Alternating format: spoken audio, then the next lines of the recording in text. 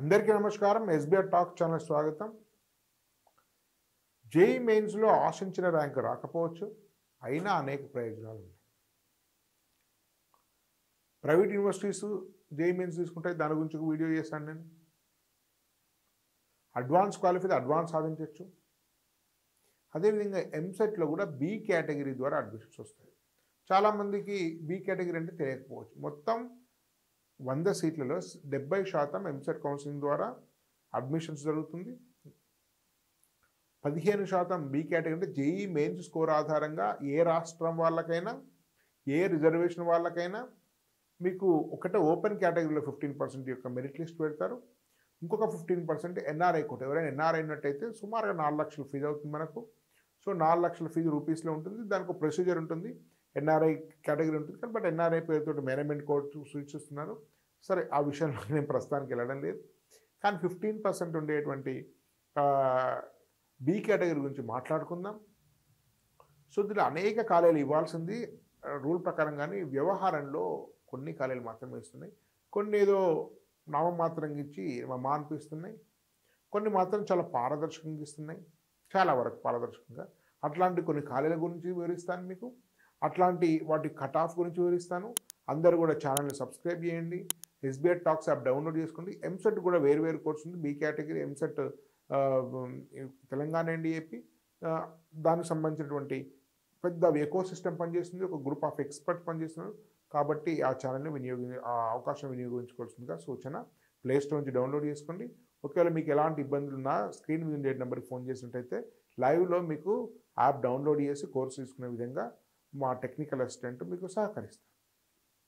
ముఖ్యంగా B category ఇచ్చేటువంటి colleges JEE mains accept అందరూ చేయాలి, కానీ వ్యవహారంలో నడుస్తుందని చెప్తున్నాను.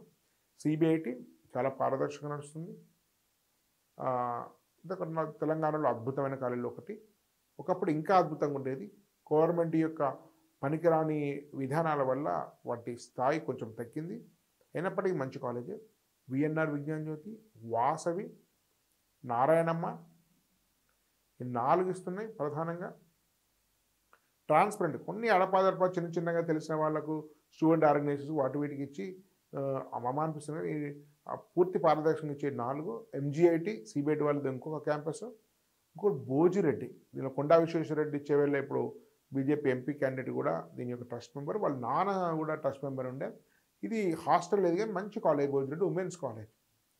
ఈ 6 కాలేజీలు అయితే చాలా పారదర్శకంగా ఇస్తున్నాయి. ఒకవేళ సిబిఐటి విఎన్ఆర్ యొక్క స్కోర్ సిఎస్సి రావాలంటే దాదాపు 96% రావాలి. ఏ రిజర్వేషన్ వారికైనా, ఏ రాష్ట్రం వారికైనా. ఒకవేళ కోర్ ఏదో ఒక సిఎస్సి రిలేటెడ్ బ్రాంచెస్ రావాలంటే మేబీ 94% కూడా వస్తుంది. ఈసీ లాంటివి రావాలంటే 90% కూడా వస్తుంది. అదే ఎంజీఐటీకి సిఎస్సి రావాలంటే మేబీ 94% రావచ్చు. ఒకవేళ మీకు ఏదో కోర్ అంటే మేబీ 92 కూడా రావచ్చు, 92, 91 కూడా రావచ్చు. ఈసీ అంటే 85% కూడా వస్తుండొచ్చు. వాసవి కూడా మీకు కొంచెం ఎక్కువ, సిబిఐటీ కంటే కొంచెం తక్కువ ఉంటుంది. సో 95కి సిఎస్సి రావచ్చు, 93కి 92 అట్లా మీకు సిఎస్సి కోర్ రావచ్చు. ఈసీ అయితే మేబీ <90 కూడా రావచ్చు వాసవి అయితే. భోజిరెడ్డి లాంటి మాత్రం మేబీ 90%కే కోర్ సిఎస్సి రావచ్చు. 90 కన్నా తక్కువ కూడా 87, 88 కూడా సిఎస్సి రావచ్చు. ఒక సిఎస్ స్పెషలైజేషన్ అయితే మేబీ 80% రావచ్చు.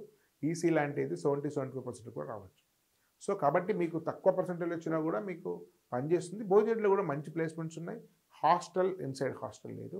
మీకు సిబిఐటికి బాయ్స్ ఉంది, గర్ల్స్ లేదు. CBIT MG girl boys hostel ఉంది. మీకు విఎన్ఆర్ విజ్ఞానికి బాయ్స్కు గర్ల్స్కు వెరీ మోడర్న్ హాస్టల్ ఉంది. అదేవిధంగా మీకు వాసవి కూడా ఎవరికి హాస్టల్ లేదు. ఇప్పుడు గీతాంజలి కాలేజ్ టాప్ 10లో లేదు, కానీ దాని యొక్క స్థాయి దృష్ట్యా, ఫ్యాకల్టీ దృష్ట్యా, ఇన్ఫ్రాస్ట్రక్చర్ దృష్ట్యా, మేనేజ్మెంట్ తీసుకునే చొరవ దృష్ట్యా టాప్ 10 కాలేజ్ స్థాయి. సో ఒకవేళ టాప్ 10 కాలేజ్ సీట్ రాకుంటే గీతాంజలిని కూడా మీరు ఆప్ట్ చేయొచ్చు. గీతాంజలి కాలేజ్ సంబంధించి మీకు వివిధ మేనేజ్మెంట్ కోటాస్ ద్వారా కూడా సీట్స్ వస్తున్నాయి. కొంచెం మిగతా టాప్ 10 సోకాల్డ్ టాప్ 10 కంటే సగం ధరలోనే మీకు వస్తుంది. నేను చాలాసార్లు విజిట్ చేశాను. అద్భుతమైన కాలేజ్. దాని గురించి వేరే సందర్భాల్లో కూడా మాట్లాడతాను. ధన్యవాద్. భారత్ మాతాకి జై.